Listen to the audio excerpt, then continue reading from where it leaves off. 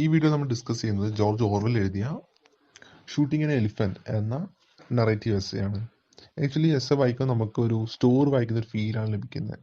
So അതെന്താന്ന് നോക്കാം. Okay, നമുക്കറിയാം നമ്മുടെ ഓഥർ ഒരു പോലീസ് ഓഫീസർ ആയിരുന്നു. സോ അങ്ങനെ ഒരു ദിവസം അല്ലെങ്കിൽ ഒരു പോലീസ്, എന്നാൽ അദ്ദേഹത്തിന് ആ പ്രൊഫഷനോട് അത്ര താല്പര്യം ഉണ്ടായിരുന്നില്ല. ആസ് എ പ്രൊഫഷൻ എന്ന രീതിയിൽ മാത്രമാണ് അദ്ദേഹം ആ ജോലി ചെയ്തിരുന്നത്. സോ അങ്ങനെ തൻ്റെ സർവീസ് ലൈഫിലുണ്ടായ ഒരു അനുഭവത്തെക്കുറിച്ചാണ് അദ്ദേഹം ഈ നറേറ്റീവ് എസ്സേയിലൂടെ നമുക്ക് മുന്നിൽ പങ്കുവയ്ക്കുന്നത്. ഇത് ആക്ച്വലി അദ്ദേഹം ബർമയിൽ ബ്രിട്ടീഷ് രാജുള്ള കാലത്ത്, അതായത് ബർമയിൽ ബ്രിട്ടീഷ് റൂളുള്ള കാലത്ത് ഒരു പോലീസ് ഓഫീസറായിട്ട് ജോലി ചെയ്തിരുന്ന ഒരു ടൈമായിരുന്നു. ആക്ച്വലി അദ്ദേഹത്തിന് ഈ സ്വേച്ഛാധിപത്യ ഭരണത്തിനോട് താല്പര്യമൊന്നും ഉണ്ടായിരുന്നില്ല. ബട്ട് തൻ്റെ ജോലി ഇതായതുകൊണ്ട് തന്നെ അവർ പറയുന്ന കാര്യങ്ങൾ അതുപോലെ അനുസരിക്കാൻ അദ്ദേഹം ബാധ്യസ്ഥനായിരുന്നു. സോ അദ്ദേഹം തുടക്കത്തിൽ തന്നെ പറയുന്നത് തൻ്റെ ഒപ്പോസിഷൻ ആയിരുന്നു. അതായത് ബ്രിട്ടീഷുകാരുടെ ഈ കോളനിവൽക്കരണം അല്ലെങ്കിൽ മറ്റുള്ള രാജ്യങ്ങളിൽ കീഴടക്കിയിട്ടുള്ള കോളനിവൽക്കരണത്തോട് തനിക്ക് വിയോജിപ്പായിരുന്നു എന്നും, സോ അത് ഉള്ളിൽ ഒതുക്കിക്കൊണ്ടാണ് താൻ അങ്ങോട്ട് പോയത്, അല്ലെ ബർമയിലേക്ക് പോയത് എന്ന് പറയുന്നു. ആക്ച്വലി ബർമയിലെ ആൾക്കാരോട് നമ്മുടെ ഓഥറിന് സഹതാപമായിരുന്നു. ബട്ട് അവർ കാണുന്നത് ആസ് എ ഒരു പോലീസ് ഓഫീസർ എന്ന രീതിയിലാണ്. തങ്ങളെ ഭരിക്കാൻ വേണ്ടി വന്ന ആൾക്കാരുടെ പോലീസ് ഓഫീസർ എന്ന രീതിയിൽ മാത്രമേ അവർക്ക് തിരിച്ച് നമ്മുടെ ഓഥറിനെ കാണാൻ സാധിക്കുകയുള്ളൂ, അല്ലെങ്കിൽ as A police officer. So അതുകൊണ്ട് തന്നെ ഒരു റൂഡായിട്ടുള്ള ഒരു മനോഭാവമായിരുന്നു അവർ തിരിച്ച് നമ്മുടെ ഓഥറിന് നൽകിയത്. അതായത് അവരെ കാണുമ്പോൾ കളിയാക്കുക, അല്ലെങ്കിൽ അവഹേളിക്കുക, അങ്ങനൊരു രീതിയിലാണ് നമ്മുടെ ഓഥറിനോട് അവർ പെരുമാറിയത്. അതുപോലെ തന്നെ ആ ടൈമിൽ താൻ വളരെ യങ് ആയിരുന്നു എന്നും, അതുപോലെ തന്നെ ഒരു കൺഫ്യൂഷൻ എപ്പോഴും തനിക്ക് ഉണ്ടായിരുന്നു എന്നും അദ്ദേഹം പറയുന്നു. അല്ലെങ്കിൽ ആ സിറ്റുവേഷൻ എങ്ങനെ ഹാൻഡിൽ ചെയ്യണം എന്നുള്ളൊരു കൺഫ്യൂഷൻ, എങ്ങനെ ഡീൽ ചെയ്യുന്നുള്ള കൺഫ്യൂഷനിലായിരുന്നു താൻ ആ ടൈമിൽ ഉണ്ടായിരുന്നത്. സോ അങ്ങനെ ഇരിക്കും ഒരു ദിവസം എന്താ ഉണ്ടായെന്ന് വെച്ചാൽ, ഒരു ആന മതഭ്രാന്ത് ഇളകിയിട്ട് ചങ്ങല പൊട്ടിച്ച് അവിടെ ജനങ്ങളെ പരിഭ്രാന്തി പരത്തിയിട്ട് നിൽക്കുന്നുണ്ട് എന്നുള്ള ഒരു വാർത്ത നമ്മുടെ പോലീസ് ഓഫീസറായ ഓഥറിന് വിവരം ലഭിക്കുന്നു. സോ അതുകൊണ്ട് തന്നെ അതിനെ കൺട്രോൾ ചെയ്യാൻ വേണ്ടിയിട്ട് അദ്ദേഹം തന്റെ റൈഫിളും എടുത്തിട്ട് അങ്ങോട്ട് പോവാണ്. റൈഫിൾ എടുത്തു എന്നല്ലാതെ അതിനെ കൊല്ലണം എന്നുള്ളൊരു ഇന്റൻഷൻ നമ്മുടെ ഓഥറിന് ഇല്ലായിരുന്നു. ഓക്കെ, ടൗണിലെത്തിയപ്പോൾ അദ്ദേഹം കാണുന്നത് ഒരു ഗാർബേജ് ഡിസ്പോസൽ വാനിന്റെ ഡ്രൈവറിനെ ഈ ആന കൊന്നതാണ്. സോ അതുകൊണ്ട് തന്നെ അദ്ദേഹം ആനയെ തിരക്കി കുറച്ച് ദൂരം കൂടി മുന്നോട്ട് പോകുന്നു. കുറച്ച് ദൂരം മുന്നോട്ട് പോയപ്പോൾ ഒരു പാടി ഫീൽഡിൽ അദ്ദേഹം ആനയെ മേയുന്നത് കാണുന്നു. ഇപ്പോൾ ആന വളരെ നിശബ്ദനും ശാന്തനുമാണ്. അതായത് ഒരു മതഭ്രാന്തം അങ്ങനെയുള്ള ഒരു ഇതും ആനയിൽ അപ്പോൾ കണ്ടില്ല. പീസ്ഫുൾ ആയിട്ട് അത് മേയുകയായിരുന്നു. സോ ഇങ്ങനെ അവസ്ഥയിൽ ഒരു ആനയെ കൊല്ലുക എന്ന് പറയുന്നത് ഒരു ദ്രോഹകരമായ ഒരു കാര്യമായിട്ട് നമ്മുടെ ഓഥറിന് തോന്നി. അതൊരു പീസ്ഫുൾ ആയുള്ള ഈ ഒരു അന്തരീക്ഷം ഡിസ്ട്രോ ചെയ്യാൻ വേണ്ടിയിട്ട് താൻ ആഗ്രഹിക്കുന്നില്ല എന്നുള്ള ഒരു മനോഭാവം അദ്ദേഹത്തിന്റെ മനസ്സിലുണ്ടായിരുന്നു. അതായത് ഈ ടൈമിൽ അങ്ങനെ ഒരു ആനയെ കൊല്ലുന്നത് മേർഡറിന് തുല്യമായിട്ട് അദ്ദേഹം കരുതി. എന്നാൽ അദ്ദേഹം തിരിഞ്ഞു നോക്കുമ്പോൾ കാണുന്നത് ഒരുപാട് ആൾക്കാർ, ആ നാട്ടിലെ ഭൂരിഭാഗം ആൾക്കാരും അത് കാണാൻ വേണ്ടി അവിടെ തടിച്ചുകൂടിയ ഒരു പിക്ചറാണ് അദ്ദേഹം തിരിഞ്ഞു നോക്കിയപ്പോൾ കാണുന്നത്. സോ അതുകൊണ്ട് തന്നെ ആനയെ കൊല്ലാതെ പോകുന്നതും ശരിയല്ല എന്ന് അദ്ദേഹത്തിന് തോന്നി. അതായത് ഇൻ കേസ് അദ്ദേഹം തിരിച്ചു പോവുകയാണെങ്കിൽ അത് ആ ജനക്കൂട്ടത്തിനിടയിൽ അദ്ദേഹത്തിന്റെ സ്ഥാനം വളരെ താഴ്ന്നു പോകുന്നു, അല്ലെങ്കിൽ അവരുടെ മുന്നിൽ ഒരു പരിഹാസ കഥാപാത്രമായിട്ട് നമ്മുടെ ഓഥർ മാറുമെന്ന് അദ്ദേഹത്തിന് തോന്നി. അതായത് അദ്ദേഹം തിരിഞ്ഞു നോക്കുമ്പോൾ കാണുന്ന ഒരു ഏകദേശം ഒരു 1000-2000 പേരാണ് തനിക്ക് ചുറ്റും ഉള്ളത്.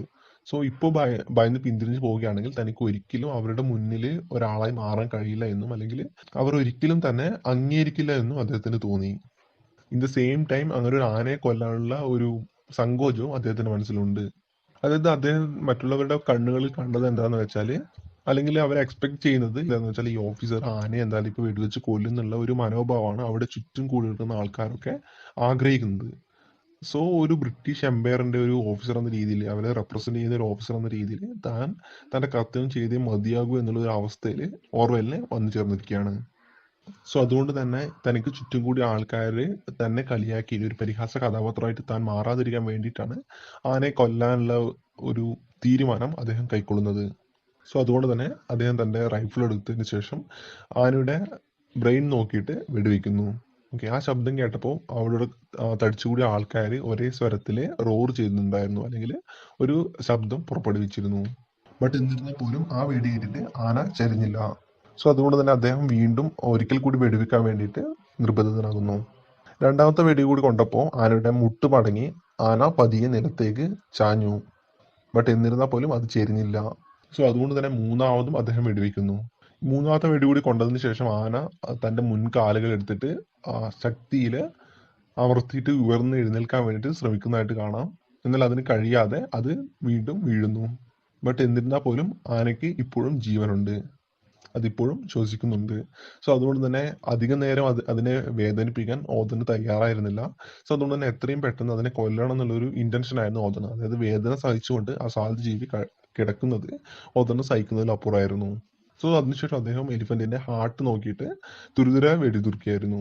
ബട്ട് എന്നാൽ പോലും ആ ജീവിയുടെ ആ ശരീരത്തിൽ നിന്നുള്ള ജീവൻ അപ്പോഴും അതിൽ തന്നെ ബാക്കിയായിരുന്നു, അല്ലെങ്കിൽ അപ്പോഴും അത് ശ്വസിക്കുന്നുണ്ടായിരുന്നു.